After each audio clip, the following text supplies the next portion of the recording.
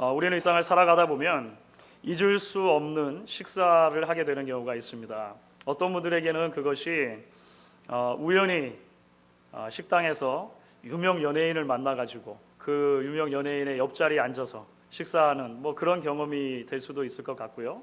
또 어떤 경우에는 군대 들어가기 전에 입소하기 전이죠. 훈련소 앞에 식당에서 부모님들과 또는 친구들과 함께 식사했던 기억들, 이런 기억들이 될지도 모르겠습니다. 또 어떤 분들에게는 그야말로 어렵고 힘든 시절에 눈물 젖은 빵을 먹었던 그런 기억들일지도 모르겠고요. 또 어떤 분들에게는 오랜 세월 동안 교회를 다니지 않으시다가 방황하다가 교회에 처음 나와서 드셨던 교회 밥일지도 모르겠습니다. 여러분들에게는 잊을 수 없는 식사의 기억 만약에 꼽으라면 그런 기억들이 혹시 떠오르십니까? 사실 오늘 우리가 함께 읽은 말씀은 예수님의 제자들의 입장에서 볼 때 잊을 수 없는 식사의 사건을 이야기를 하고 있습니다. 사실 이 예수님과 나누었던 이 제자들의 식사가 얼마나 독특했던지 이제 이후로 제자들이 밥을 먹을 때마다 이 예수님과의 식사를 떠올리지 않을 수 없을 만큼 굉장히 머릿속에 강렬한 인상으로 각인되는 그런 하나의 놀라운 사건이라고 하는 것이죠. 우리 달력으로 다음 주 화요일입니다. 4월 15일이면 유월절입니다. 패스오버라고 아마 달력에 기록이 되어 있죠. 오늘날을 살아가는 유대인들에게도 마찬가지입니다만 예수님 당시의 유대인들에게 있어서 이 유월절이라고 하는 절기는 1년 중에 가장 큰 절기였습니다. 이스라엘 백성들의 조상이 되는 고대 히브리 민족이 이제 이집트의 노예살이에서 탈출하게 되어지는 그 사건을 기념하는 날이 바로 유월절이라고 하는 것이죠. 하나님께서는 모세를 통해서 그렇게 고집불통이었던 파라오 앞에서 애굽 온 땅에 10가지 재앙을 내려주십니다. 그런데 그 10가지 재앙 가운데 맨 마지막 10번째 재앙은 좀 독특한 성격을 가지고 있었어요. 이 마지막 10번째 재앙은 이제 짐승이든지 사람이든지 간에 첫 번째 난 소생을 죽이게 하는, 첫 번째 난 태 열매를 죽게 하는 그런 재앙이었는데, 이 재앙은 이집트인들과 히브리인들 모두에게 적용되는 재앙이었다고 하는 것입니다. 그리고 하나님께서는 히브리인들이 이 재앙을 그러면 어떻게 넘어갈 수 있을 것인가, 그 방편을 가르쳐 주시는 거죠. 그 방편이 무엇이었습니까? 양을 잡아서, 어린 양을 잡아서 피를 흘리고 그 피를 문 사방에다가 발라놓으면 여호와의 죽음의 사자가 이제 그날이 되어서 집집마다 돌아다니면서 첫 소생을 죽일 때 그 피를 보면 넘어간다는 거죠. 뛰어 넘어간다고 하는 거죠. 패스 오버 하는 것입니다. 그래서 유월절이라고 하는 이름이 붙은 거죠. 이제 그 사건을 계기로 해서 이스라엘 백성들은 애굽에 400년 동안 종살이 하던 상태에서 벗어나게 되는 출애굽을 경험하게 되는 것입니다. 이제 오랜 시간이 지나면서 이스라엘 민족들은 그 유월절을 굉장히 성대한 절기로 지켰습니다. 그리고 그 유월절을 지키는 가운데 가장 백미가 있다면 어떤 시간일까요? 유월절 만찬을 온 가족이 함께 나누는 시간이에요. 유월절 저녁에 온 가족이 모여서 유월절의 그 식사를 함께 하는 것이 바로 이 유월절의 백미가 된다라고 하는 것이죠. 자, 예수님 당시에 그러면 사람들이 어떤 식으로 유월절을 지켰는가, 우리가 조금 더 설명을 하면서 좀 그림을 그려보면 도움이 될 것 같습니다. 로마 제국의 각지에 흩어져 살고 있었던 유대인들이 한 장소로 모입니다. 바로 예루살렘이죠. 예루살렘에 성전이 있기 때문에 이제 유월절을 지키기 위해서 거기에 모이는 거죠. 그러면 각 가정의 가장들은 반드시 준비해야 하는 한 가지가 있었습니다. 유월절 제사에 쓸 양을 준비해야 되는 거예요. 그것을 개인이 집에서부터 끌고 오든지, 집이 너무 멀면 간단하게 이제 예루살렘의 성전 안에서 이제 살 수가 있었죠. 하여간 양을 준비해 오는 것입니다. 그리고 나서 유월절 전날, 패스오버 이브가 되겠죠. 유월절 전날 그 양을 잡는 거예요. 여러분들 오늘 그 12절 말씀을 보시게 되면 무교절 첫날 곧 유월절 양 잡는 날 이렇게 되어 있죠. 바로 그날입니다.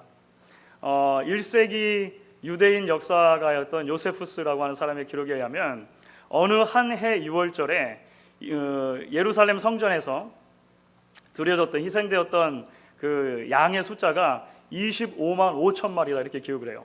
어마어마한 숫자인 거죠. 그러니까 한 사람의 제사장이 다 할 수 있는 게 아니고요. 여러 제사장들이 이제 이 한꺼번에 일을 해야 이게 처리가 되는 겁니다. 이게 하루 만에 25만 5천 마리. 그러면 어떻게 제사를 드립니까? 그 가장이 양을 가지고 제사장에게 가면 제사장이 양을 잡습니다. 양을 죽이는 거죠. 그리고 그 피를 전부 다 제단 밑에다가 쏟습니다. 그리고 기름 부위를 제거해 가지고요. 그 기름 부위를 제단 위에서 제사로 드리는 거예요. 태워서 번제로 드리는 것입니다. 자, 그러면 이제 남은 양고기는 어떻게 할까요? 주인에게 돌려줘야죠. 남은 양을 주인에게 돌려주면 그 양을 가지고 가장이 가정에게로 돌아가서 그 다음 날, 그러니까 6월절 날 저녁에 이제 6월절 만찬을 하는 것입니다. 양고기를 굽고 그 다음에 누룩을 넣지 않은 떡을 먹고 쓴 나물 곁들여 가지고요 같이 6월절 만찬을 하죠. 음료수는 당연히 포도주입니다. 그래서 이것은 아주 일반적인 모습으로 이제 이스라엘 백성들이 6월절을 지키는 모습이라고 하는 거예요. 자, 오늘 말씀에 기록된 예수님과 제자들의 마지막 만찬은 사실 이런 6월절 만찬입니다. 그렇죠? 그래서 당시에 이제 이 전통은 이게 이제 법에 기록된 것은 아니지만 당시 유대인들은 어떤 전통을 만들어 놓았냐면 예루살렘 성전에서 그렇게 양을 잡고 나면 그 양을 각 가족이 먹을 때 예루살렘 성 안에서만 먹도록 이렇게 한 거예요. 그러니까 예루살렘 성 안에 살고 있는 사람들은 별로 문제가 없죠. 그러니까 자기 집으로 가서 식사를 하면 되는 것입니다. 그런데 굉장히 많은 사람들이 순례자들이었습니다. 여러 각지에서 예루살렘을 찾은 사람들이죠. 그럼 그 사람들 어떡하죠? 어느 집이든지 간에 그냥 가서 그 에스크를 하는 거예요. 내가 이번에 어디서 온 사람인데 이제 6월절 만찬을 좀 이 집에서 했으면 좋겠습니다. 그러면 관례적으로다가 이 당시에 모든 예루살렘 성 안에 살고 있는 거주자들은 그런 부탁을 거절하지 않고 자기 집을 열게끔 돼 있는 거예요. 자, 우리 집에서 만찬을 즐기십시오 이렇게 하는 거죠. 예수님과 예수님의 제자들은 예루살렘 출신이 아닙니다. 갈릴리 출신이죠. 저 북부 출신입니다. 그래서 예루살렘에 왔을 때 자연스럽게 만찬을 함께 할 장소를 찾아야 되겠죠. 오늘 말씀 가운데 12절부터 16절에 기록된 말씀이 바로 그것이죠. 그 만찬의 장소를 찾는 것입니다. 그리고 나서 유대인들의 일반적인 관습처럼 이제 가장 어른이셨던 예수님께서 그 잔치를 집례하시는 호스트가 되셔가지고요 이제 그 식사 자리를 인도하시게 된다라고 하는 것입니다. 자, 그러면 사실 우리가 여기까지만 놓고 보면 예수님과 제자들이 하셨던 식사는 사실 다른 어떤 유대인들이 식사했던 6월절 만찬과 별로 다르지 않아 보여요. 그렇지 않습니까? 예수님께서 제자들과 함께 6월절에 식사를 하셨던 그날 저녁에도 예루살렘 성에 있는 모든 집집마다 가정들이 모여서 삼삼오오 6월절 만찬을 나누었다라고 하는 것입니다.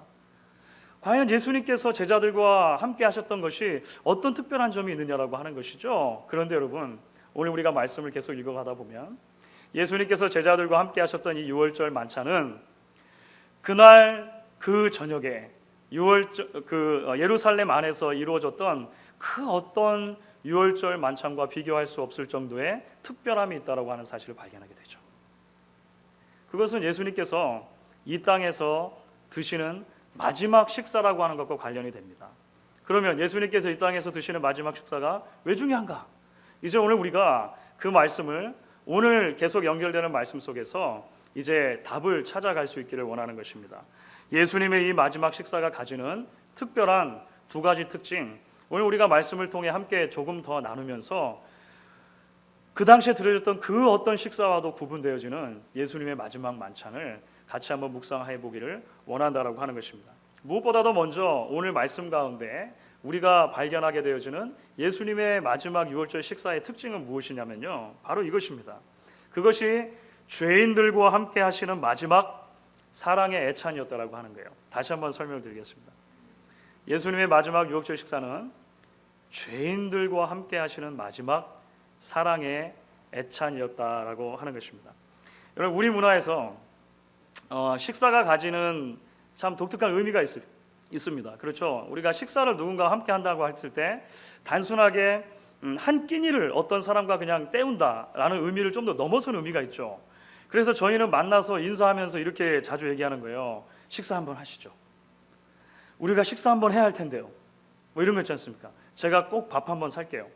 이런 게 단순하게 만나서 밥을 그냥 한번 먹자, 리터럴리 끼니를 한 끼 때우자라고 하는 것을 넘어서는 교제와 만남, 그렇죠? 어떤 관계라고 하는 관용적인 의미로 우리가 사용이 되는 것을 알게 됩니다. 물론 이제 그 약속을 안 지킬 때 훨씬 많은 것 같아요. 근데 유대인들도 마찬가지였다는 것입니다, 여러분. 유대인들에게 있어서요, 누군가와 함께 식사를 한다는 것은요, 굉장히 특별한 의미를 가진 거예요. 누군가와 함께 식사를 한다고 했을 때 그 안에 이미 평화와 신뢰와 용서와 하나됨이라고 하는 개념이 들어가 있습니다. 그러니까 함께 누군가와 식사를 한다고 하는 자리는요, 평화가 이루어지는 자리예요. 누군가와 함께 식사를 한다는 자리는요, 용서가 이루어지는 자리입니다. 관계가 회복되는 자리죠. 하나 되는 자리라고 하는 것입니다. 그럼 반대로 이렇게 얘기할 수 있어요. 원수와 한 자리에서 같이 식사할 수 있습니까? 없는 거죠. 없는 거죠. 유대인들의 개념으로 보면 나와 원수된 사람과 한 자리에서 식사한다는 것 자체가, 말 자체가 성립이 안 된다라고 하는 것입니다. 그런데 사랑하는 여러분, 놀랍게도 오늘 예수님의 식사는 배신자들과의 식사였습니다. 죄인들과의 식사였어요. 유대인의 개념으로 하면 원수들과의 식사였다라고 하는 것입니다. 사실 예수님께서 마지막으로 제자들과 함께 드셨던 유월절 만찬은요, 우리가 생각하는 것보다 훨씬 무거운 분위기 가운데 진행이 되었습니다. 왜 그러냐면 예수님께서 이제 그렇게 자리가 잘 준비된 다음에 제자들을 모아놓고 제자들과 함께 식사를 하실 때 그 식사의 초입에 제자들에게 이런 말씀을 하신 거예요. 18절의 말씀인데 우리 같이 한번 읽어보도록 하겠습니다. 같이 읽습니다. 18절 말씀입니다. 다 앉아 먹을 때에 예수께서 가라사대 내가 진실로 너희에게 이르노니 너희 중에 한 사람 곧 나와 함께 먹는 자가 나를 팔리라 하신대. 이게 무슨 말입니까? 그 자리에서 함께 식사하고 있는 제자들 중에 한 사람이 배신자가 될 것이다. 예수님은 그렇게 말씀하시는 거죠. 물론 우리는 이 이야기를 끝까지 알고 있습니다. 그래서 그 한 사람의 정체를 알고 있어요. 그런데 여러분, 그 한 사람의 정체를 모르는 상태에서 제자들이 지금 예수님과 함께 식사하고 있을 때 예수님이 갑자기 이런 말을 던지셨다면 여러분 얼마나 많이 놀랐겠습니까? 그렇죠?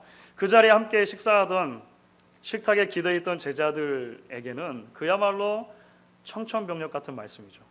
놀란 가슴을 부여안고 그래서 제자들이 하나씩 예수님께 물어보는 것입니다. 내니이까?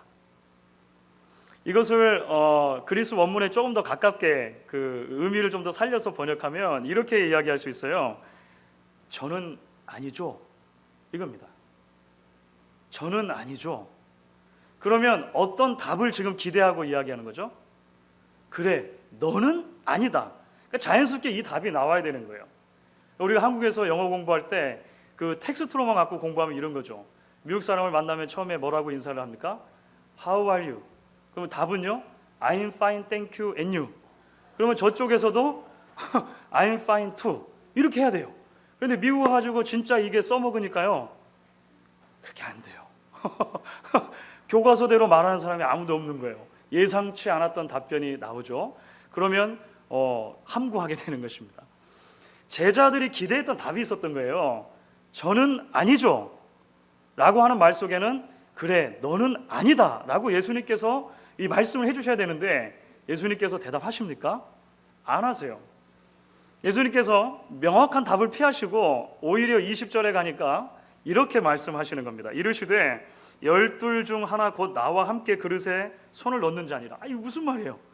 아까 했었던 말씀하고 별반 다르지 않는 말씀이잖아요. 그렇죠? 오늘 나와 함께 먹는 자 중에 그 사람이 나를 팔 것이다. 12 중 하나 나와 함께 먹는 사람. 그러면 그 중에서 누가 지금 예수님과 함께 먹고 있습니까? 모두 다죠. 모두 다죠. 그러니까 예수님의 이 말씀은 결국 그 자리에 있는 그 누구라도 배신자가 될 가능성이 있는 죄인이라는 사실을 함축하고 있는 말씀으로 1차적으로 이해를 해야 할 것입니다. 그렇습니다, 여러분. 예수님을 직접적으로 파는 사람은 가룟 유다가 맞아요. 한 사람입니다. 하지만 우리는 복음서의 기록들을 통해서 나머지 12 제자들 또한 철저한 실패자들이고 철저한 죄인들이라고 하는 사실을 발견하게 되죠. 예수님께서 가르치는 하나님 나라의 복음을 그렇게도 이해하지 못했고 그 복음의 말씀에 그렇게도 무관심했었던 영적인 소경들이 바로 제자들이었다고 하는 것입니다. 예수님께서 십자가를 앞두고 있다라고 가르치시는 바로 그 순간에도 누가 더 큰가 서로 논쟁했던 그런 사람들이 바로 제자들이라고 하는 거예요. 이제 예수님께서 잡혀가시면 누가 먼저랄 것도 없이 서로 뿔뿔이 흩어져서 도망쳐 버리게 될 위인들, 바로 그 사람들이 그 제자들이라고 하는 것입니다. 결국 후하고 불어버리면 티끌처럼 날아가 버리는 한 줌도 되지 않는 신앙 가지고 서로 도토리 키재기 하는 사람들, 바로 그 사람들이 제자들이었다고 하는 거예요. 가룟 유다만 배신자입니까? 가룟 유다만 죄인입니까? 그렇지 않다는 것을 오늘 말씀을 통해 보게 돼요. 그런데 예수님께서 자신의 생애의 마지막 식사를 이 제자들과 함께 하시는 것입니다. 여러분, 예수님이 사실 가족이 없으십니까? 사실 예수님 가족이 있으세요. 어머니가 있으시고 형제 자매들이 있으셨습니다. 그날 그 저녁에 예루살렘에 있는 모든 가정들은 가족끼리 삼삼오오 모여서 이 유월절 만찬을 함께 즐겼을 거예요. 그런데 예수님께서는 어머니도 아니고 형제 자매들도 아닌 제자들과 자신을 곧 버리고 도망쳐 버릴 죄인들과 식사를 하시는 것입니다. 왜 그렇습니까? 바로 그것이 예수님께서 이 땅에 오신 목적과 맞닿아 있기 때문인 거죠. 죄인들을 구원해서 하나님과 화목하게 하시기 위해서 예수님이 이 땅에 오셨기 때문인 것입니다. 병자들을 낫게 하시는 의사로 예수님께서 오셨기 때문이라고 하는 것이죠. 그렇기 때문에 오늘 예수님께서 제자들과 마지막 만찬을 드시는 장면은 그 이전에 예수님께서 보이셨던 그 모습과 별로 다르지 않은 거예요. 죄인들과 세리들과 함께 계속해서 식사하시며 그들을 하나님 나라의 일원으로 부르셨던 그 주님의 사랑과 다르지 않다라고 하는 것입니다. 바리새인들이 결코 이해할 수 없었던 하나님의 은혜죠. 서기관들이 결코 이해할 수 없었던 예수 그리스도의 사랑이라고 하는 것입니다. 사랑하는 여러분, 우리는 이 말씀을 통해 저와 여러분을 향하신 하나님의 놀라운 사랑을 다시 한번 발견하게 됩니다. 우리 역시 연약하고 무지한 죄인들이 아니냐라고 하는 것입니다. 우리 역시 하나님 앞에서 고집스럽고 뻔뻔한 영적인 소경들이 아니냐라고 하는 것이죠. 그런데 그런 저와 여러분을 위해 예수님께서 오셨다는 것입니다. 그리고 그 예수님께서 고난받으시고 십자가를 향해 가셨다라고 하는 것이죠. 그 예수님 안에서 하나님께서 우리를 하나님과 회복되어지는 놀라운 만찬의 자리로 초대하고 계시다라고 하는 것입니다. 사랑하는 여러분, 이제 그렇기 때문에 우리는 오늘 조금 더 나아가서 예수님의 마지막 만찬이 가지는 두 번째 독특한 면에 대해서 좀 살펴보려고 합니다. 왜냐하면 이 두 번째 특징을 이해해야만 과연 어떻게 죄인들이 하나님과 화목하게 되어진가라고 하는 질문에 대한 답을 발견할 수 있기 때문에 그렇습니다. 여러분, 미국에는요 아직도 사형제도가 존재합니다. 그렇죠? 주마다 조금 다를 수는 있지만 미국에 아직도 사형제도가 존재해요. 그런데 미국의 사형제도에서 아주 재밌는 좀 독특한 그 관습 하나가 있습니다. 그것이 뭐냐면 사형수의 마지막 만찬이라고 하는 관습이 있어요. 혹시 여러분 그런 거 들어보셨습니까? 사형수의 그 last meal이라고 하는 게 있습니다. 이게 뭐냐면요, 그 사형이 집행되는 그날 사형수에게 그가 원하는 대로 음식을 그 교도소에서 제공해 주는 거예요. 미국은 참 독특합니다. 그렇죠? 그래서 미리 그게 주문을 받아요. 사형수한테 주문을 받아서 이것을 철저한 과정을 통해서 잘 준비해 가지고요, 정성스럽게 준비해서 사형수에게 식사를 대접해요. 그런데 그런 기록들이 남아 있습니다. 역사상 이제 미국에서 사형이 집행이 되었을 때 그 사형수가 어떤 음식들을 주문해서 먹었는가라고 하는 기록들이 남아 있는데요. 그 음식들의 그 메뉴들을 보면 참 재밌습니다. 참 서로 다른데 참 여러 가지를 생각하게 만들어요. 어떤 사람은 자기가 먹고 싶은 음식을 하여간 다 주문합니다. 평소에. 그러니까 막 엄청나게 큰 스테이크, 랍스터, 뭐 팬케이크 몇 장, 그 디저트는 또 뭐뭐뭐 해가지고 엄청나게 많은 양을 주문하는 그런 사람도 있고요. 또 어떤 사람은 커피 한 잔 간단하게 시키는 사람이 있고요. 피넛버터 젤리 샌드위치 반쪽, 타코 하나, 심지어 어떤 사람은 콩 한쪽 주문한 사람도 있었어요. 그러니까 죽음을 앞두고서 마지막 식사를 한다는 게 참 여러 가지 의미가 있는 거죠. 그들이 먹었던 메뉴를 보면 참 많은 것들을 생각하게 하는 것 같습니다. 사실 여러분, 예수님께서 마지막으로 드셨던 유월절 만찬은 어떤 의미에서 보면 사형수의 마지막 만찬하고도 좀 많이 닮아 있습니다. 그렇죠? 왜냐하면 예수님께서는 이 식사를 마지막으로 곧 죽음을 맞게 되시기 때문에 그래요. 예수님의 사형이 곧 집행되기 때문에 그렇습니다. 그런데 여러분, 우리가 오늘 말씀을 조금 더 살펴보게 되면 예수님의 이 마지막 식사는 단순한 사형수의 마지막 식사와 좀 다르다라고 하는 것을 발견하게 됩니다.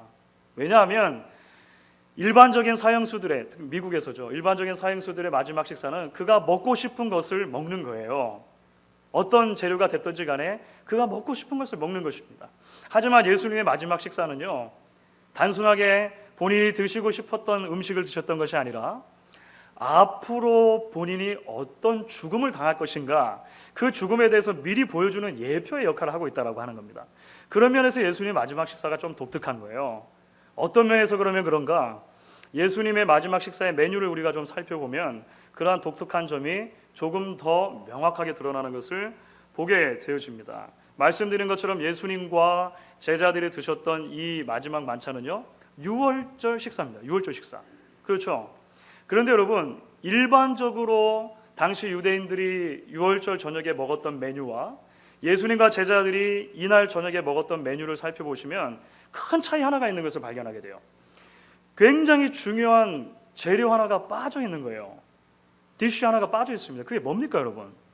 양이에요. 양. 그렇죠? 오늘 말씀에는 양에 대한 기록이 나와 있지 않아요. 떡이 준비되어 있고 포도주가 준비되어 있는데 양이 없는 유월절 만찬이다. 여러분, 이거는요, 이스라엘 유대인들의 생각으로는 불가능한 거예요. 이게 말이 안 되는 겁니다. 어묵이 빠진 어묵탕, 닭이 빠진 삼계탕, 이거는 말 자체가 안 되잖아요. 그렇죠? 그러니까 양이 빠진 유월절 만찬은요, 말 자체가 안 되는 거예요. 그런데 왜 예수님께서는 제자들과 함께 마지막 유월절 만찬 하시면서 이 가장 중요한 디쉬인 양을 빼놓으셨냐는 거죠. 맞습니다, 여러분. 예수님 자신이 유월절 양이시기 때문에 그런 거예요. 예수님 자신이 앞으로 유월절 양이 되셔서 십자가에서 온전한 희생의 제사를 자신의 몸으로 드리실 것을 미리 보여주는 것입니다. 여러분, 첫 번째 유월절은 예수님의 그 시대로부터 1500년 전에 있었습니다. 지난 1500년 동안 이스라엘 많은 사람들은요, 유월절을 지켰어요. 그 유월절을 지킬 때마다 이것이 놀랍고 은혜스럽고 극적이긴 하지만 도저히 이해할 수 없는 한 가지가 있었습니다.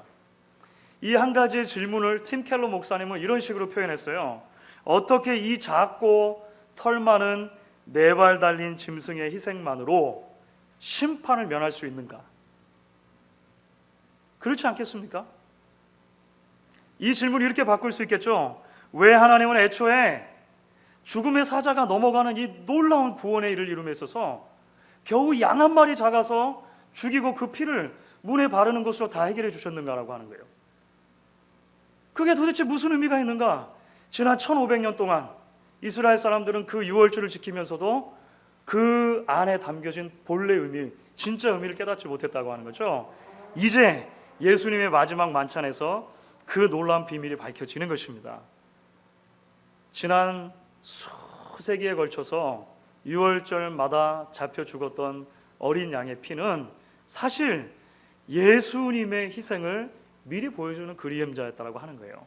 인류의 모든 죄를 지시고 단번에 십자가에서 제사를 드리시는 그 예수님의 죽으심을 미리 보여주는 역할을 해 주었다라고 하는 것입니다. 그래서 예수님께서 이제 마지막 만찬에서 양은 빼놓고 떡과 잔을 나누시는 거죠.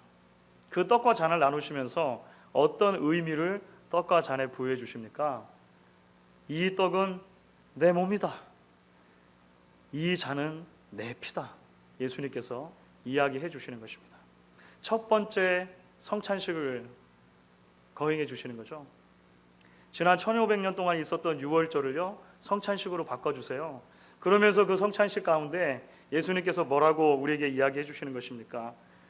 십자가 위에서 자신의 전체를 제사 드리는 그 사랑이 죄인들과 하나님을 화목하게 하는 유일한 길이다. 예수님께서 선포해 주시는 것입니다. 바로 이것이 저와 여러분을 향한 하나님의 사랑인 것이죠. 바로 이것이 저와 여러분을 향한 예수 그리스도의 은혜인 것입니다. 구약 성경에 보면 아가서라고 하는 책이 있습니다. 그 아가서 가운데 한 구절을 저와 여러분이 같이 읽으면 좋겠습니다. 아가서 2장 10절부터 13절입니다. 표면적으로는 솔로몬이 술람미 여인이라고 하는 여인을 만나서 사랑의 대화를 나누는 그런 표현으로 되어 있습니다.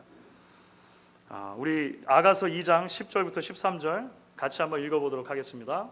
나의 사랑하는 자가 내게 말하여 이르기를 나의 사랑 나의 어여쁜 자야 일어나서 함께 가자. 겨울도 지나고 비도 그쳤고 지면에는 꽃이 피고 새에 노래할 때가 이르렀는데 반구의 소리가 우리 땅에 들리는구나. 무화과 나무에는 푸른 열매가 익었고 포도나무는 꽃이 피어 향기를 토하는구나.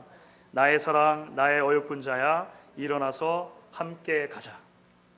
사랑하는 여러분, 저는 솔로몬의 이 아름다운 사랑의 노래를 통해서 죄인인 우리를 당신의 은혜의 잔치로 불러주시는 하나님의 사랑의 음성을 듣게 돼요. 오랜 기독교 역사 속에서 아가서를 이제 그러한 그리스도와 교회의 사랑을 나누는 예표로 읽어왔습니다. 본래 나의 사랑, 나의 어여쁜 자야 그렇게 부름을 받을 만한 자격이 없는 사람들이었어요. 그렇죠? 그런데 나의 사랑, 나의 어여쁜 자야 이리로 오라. 함께 이 아름다운 동산에서 즐기고 누리자 이야기해 주시는 것입니다. 저희는 오늘을 고난주일로 섬기고 이제 한 주간 동안 고난주간으로 섬기게 됩니다.